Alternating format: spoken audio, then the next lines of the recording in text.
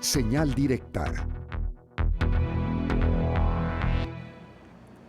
Y agradecemos la visita en el estudio del jefe del Departamento de Derecho Público del Centro Universitario de Ciencias Sociales y Humanidades, Alfonso Partida Caballero. Con él vamos a platicar justamente de esta discusión que se dará hoy en la Suprema Corte de Justicia de la Nación sobre la prisión preventiva.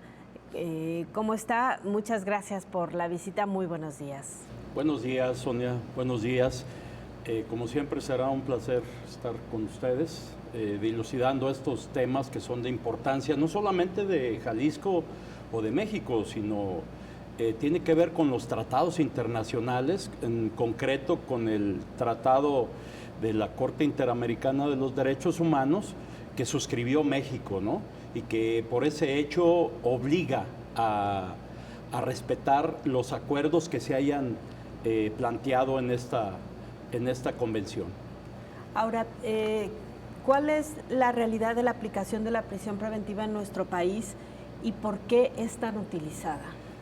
La cuestión es que se ha abusado de la prisión preventiva oficiosa, ¿no?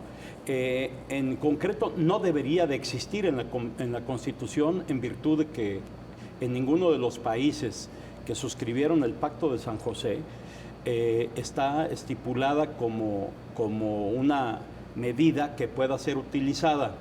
Se habla de que es inconvencional, que ese es el tema que va a plantear el ministro Luis María Aguilar el día de hoy. Cabe hacer notar que hoy no se termina la discusión, va a ser una discusión bastante larga que puede durar una semana o más quizá, ¿no? Que todos estos acuerdos que México firma tienen el rango de constitucionales, ¿no? Por supuesto, el artículo primero establece la convencionalidad en el cual todos los tratados que firma el Senado de la República, que puede ser en derechos humanos, puede ser en materia penal, puede ser en materia judicial, etcétera, estarán a rango constitucional, ¿no? Entonces, en este caso, esta inconvencionalidad que se está discutiendo o que se discutió por un caso, el caso García Reyes Alpizar contra México en Costa Rica, que por supuesto yo creo que nos van a castigar por utilizar en demasía esta prisión preventiva oficiosa, que se habla, el mismo presidente de la Corte que habla y dice que es una sentencia sin juicio, ¿no? Un juicio sumarísimo, ¿no? Es un juicio sumario, claro. ¿no? Oiga, Pero, el sí. argumento de quienes están en contra, entre ellos el presidente López Obrador, es ligarlo a la impunidad, cuando la impunidad tiene que ver más con las deficiencias de los sistemas de procuración y administración de justicia, ¿no? Por supuesto, tú lo has dicho claramente, ¿no?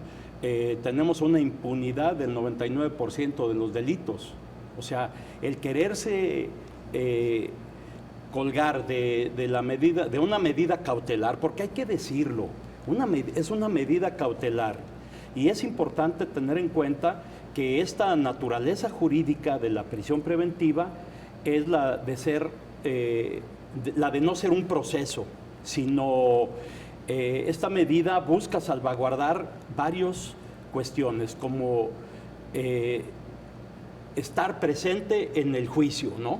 Esta es muy importante, que una persona acusada de alguno de los delitos listados en la prisión preventiva oficiosa se presente normalmente a firmar, por ejemplo, se presente a las audiencias, se presente, o que no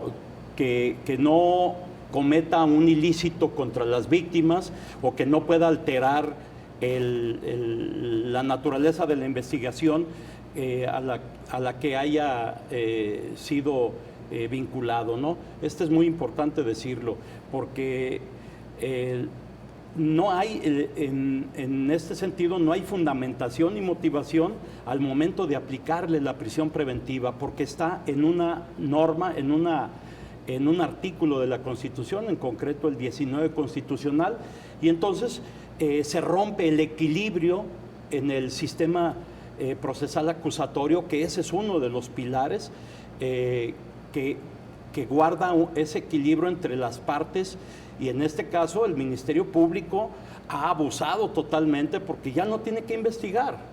Simple y sencillamente es suficiente con que te señale que tú cometiste uno de los delitos de prisión preventiva oficiosa, como en el caso del homicidio, el secuestro, aunque no tenga absolutamente pruebas, ¿no?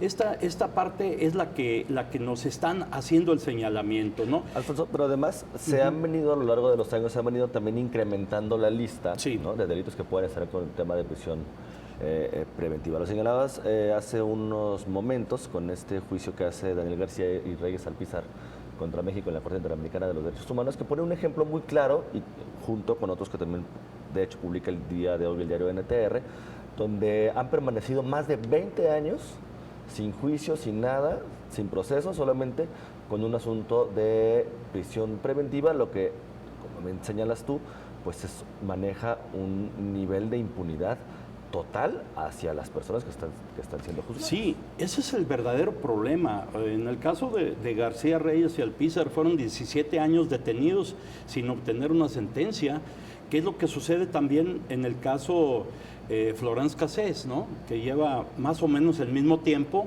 detenido y no tiene una sentencia. Si el día de mañana lo declaran absuelto, imagínate de lo que estamos hablando, de una violación flagrante contra un ciudadano, que puede ser cualquiera, puedo ser yo, puede ser usted, puede ser cualquiera, ¿no?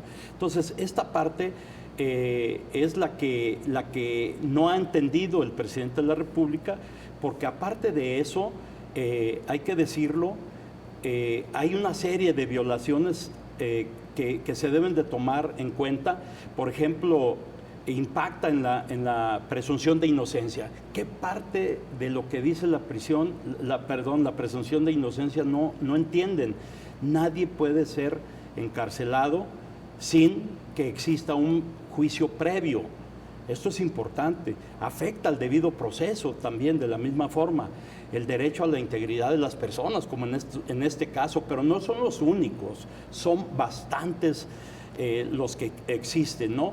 La independencia judicial, o sea, no hay independencia. ¿Por qué? Porque se le pone al juez una medida o un catálogo para que lo aplique, simple y sencillamente dejando fuera a la defensa, ¿no? Entonces aquí se lacera el principio de defensa.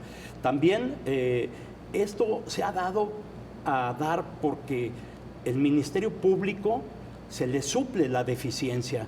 Ahí está el punto, el meollo del asunto, porque no hay una persecución eficaz del delito, no hay delitos. Hemos visto, los que hemos estado en las audiencias frente al juez, de que se les fija hasta 2 años de prisión preventiva y resulta que en esos 2 años no se hace una sola investigación. O sea, los tuvieron simple y llanamente detenidos para nada.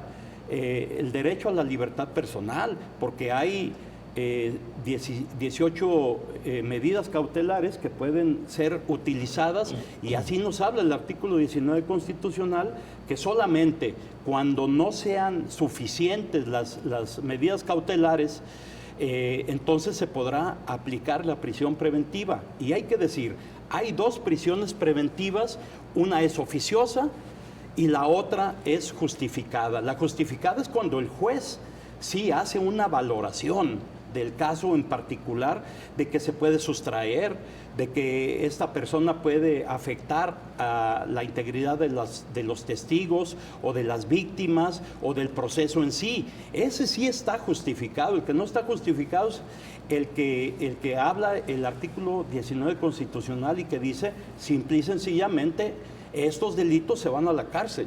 Claro. ¿No? Nos queda muy poquito tiempo, pero la otra parte es el que también se ha convertido en una figura que le favorece a los políticos, porque les permite, cuando deciden llevar sus diferencias a la judicialización, pues aplastar de esta manera a sus contrincantes, ¿no? Sí, definitivamente, porque se les deja sin derecho a la defensa, ¿no? Y estamos viendo en Jalisco que cerca de 6 entre exsecretarios y expresidentes se quedan en la cárcel justamente vinculados a procesos sin derecho a las garantías que se tienen, y es ahí donde está el problema, ¿no?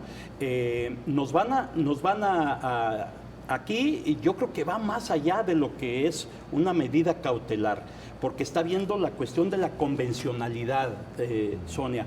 La convencionalidad en este caso es eso que estábamos hablando, que es la herramienta que permite a los estados concretar la obligación de garantías de los derechos humanos, ¿no? De establecer estas garantías en el ámbito interno a través de la verificación de la conformidad de las normas internacionales.